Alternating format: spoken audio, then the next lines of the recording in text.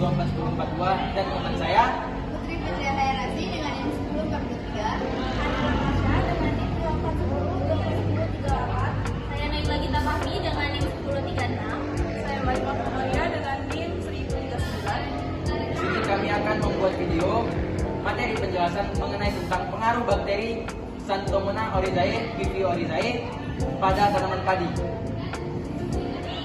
Assalamualaikum warahmatullahi wabarakatuh. Perkenalkan, saya Naila Gita Fahmi dengan NIM 2410241036 akan menjelaskan mengenai ciri-ciri Xanthomonas oryzae, Vivio oryzae.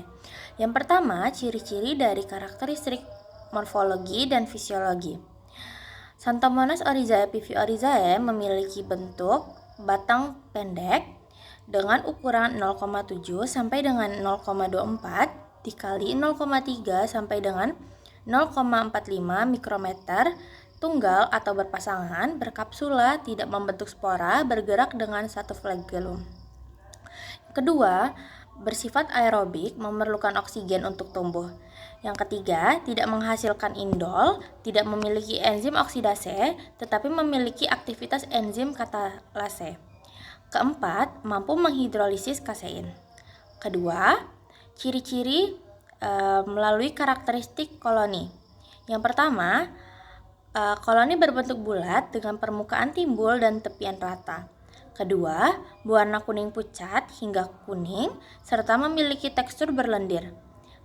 Keempat, tumbuh optimal pada media Xanthomonas agar dibandingkan dengan media lain karena dapat menghasilkan diameter koloni lebih besar dan lebih banyak lendir. Di sini saya akan menjelaskan mengenai tanda awal dan lanjutan Xanthomonas oryzae. Yang pertama yaitu tanda awal. Muncul garis basah pada helaian daun yang kemudian berubah menjadi kuning dan akhirnya menjadi putih. Umumnya terlihat pada stadium anakan, berbunga dan pemasakan. Daun menjadi hijau kusam, kemudian tampak garis kuning yang berkembang di sepanjang tepi daun. Yang kedua yaitu tanda lanjutan. Daun yang terinfeksi akan menjadi kering, menggulung, dan akhirnya mati. Penyakit ini dapat berkembang dengan cepat jika kondisi lingkungan mendukung, kelembapan tinggi, dan suhu antara 25-30 derajat Celcius. Penyebaran penyakit ini sangat cepat, terutama melalui air irigasi. Baiklah, di sini saya akan melanjutkan materi tentang gejala terjadinya Xanthomonas oryzae, Vivio oryzae. Sini saya akan menjelaskan gejala awalnya terlebih dahulu. Gejala awalnya itu dimulai dari timbul bercak abu-abu pada tepi daun dengan bentuk tidak beraturan. Nah, selanjutnya bercak tersebut berkembang ke arah bawah daun, meliputi kedua sisi daun dan berubah warna menjadi merah keabu-abuan. Nah, daun tersebut mengering dan berubah warna menjadi abu-abu. Setelah itu muncul eksudat bakteri dari bekas potongan daun. Selanjutnya pada tanaman dewasa dia mempunyai gejala yaitu pertama diawali dengan bercak kebasahan dan berwarna keabu-abuan pada suatu atau kedua sisinya.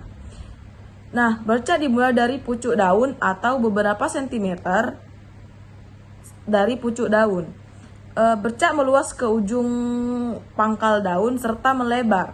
Daun yang terinfeksi dia akan berwarna hijau keabu-abuan, agak menggulung, kemudian mengering menjadi abu-abu keputihan, seperti gambar. Nah, pada tanaman yang rentan, gejala berkembang hingga seluruh daun mengering, bahkan sampai ke pelepahnya.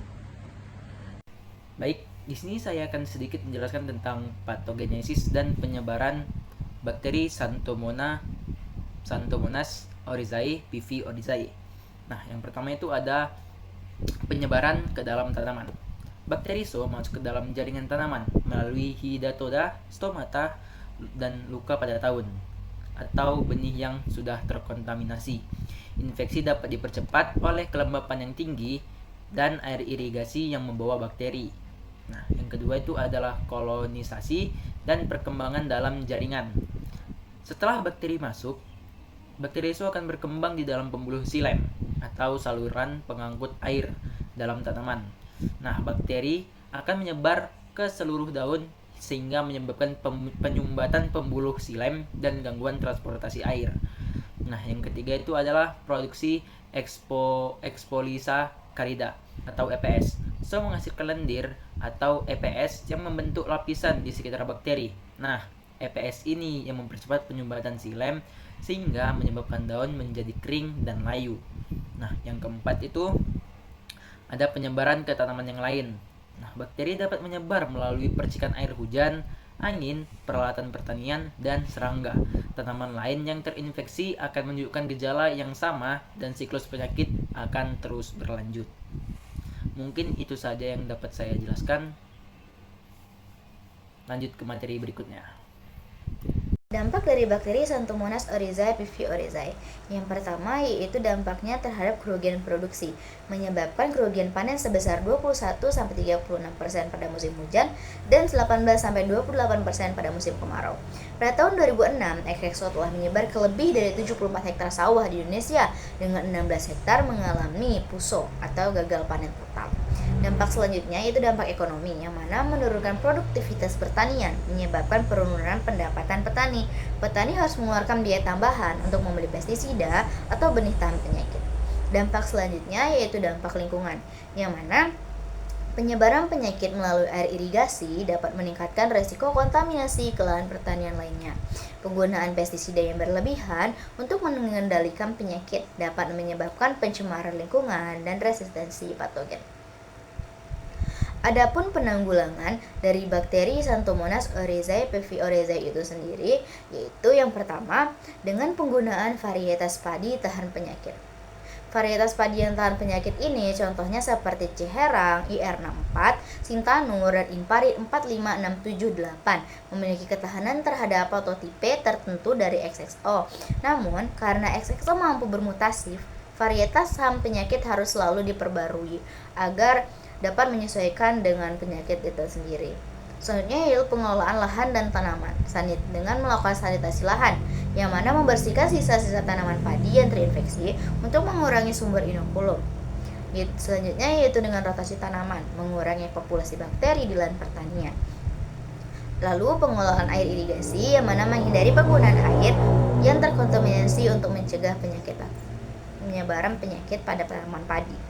Selanjutnya yaitu penggunaan agen hayati dan biokontrol, mutagenesis transposon, yang mana digunakan untuk membuat mutan XXO yang tidak berbahaya sehingga bisa bersaing dengan penyebab bakteri dan mengurangi infeksi pada tanaman padi. Selanjutnya yaitu penggunaan bakteri antagonis bakteri, seperti bakteri Pseudomonas florensis dapat digunakan untuk menghambat pertumbuhan XXO secara alami. Sekian video dari kami, semoga video kami membawa manfaat bagi teman-teman yang menonton. Sekian, terima kasih. Assalamualaikum warahmatullahi wabarakatuh.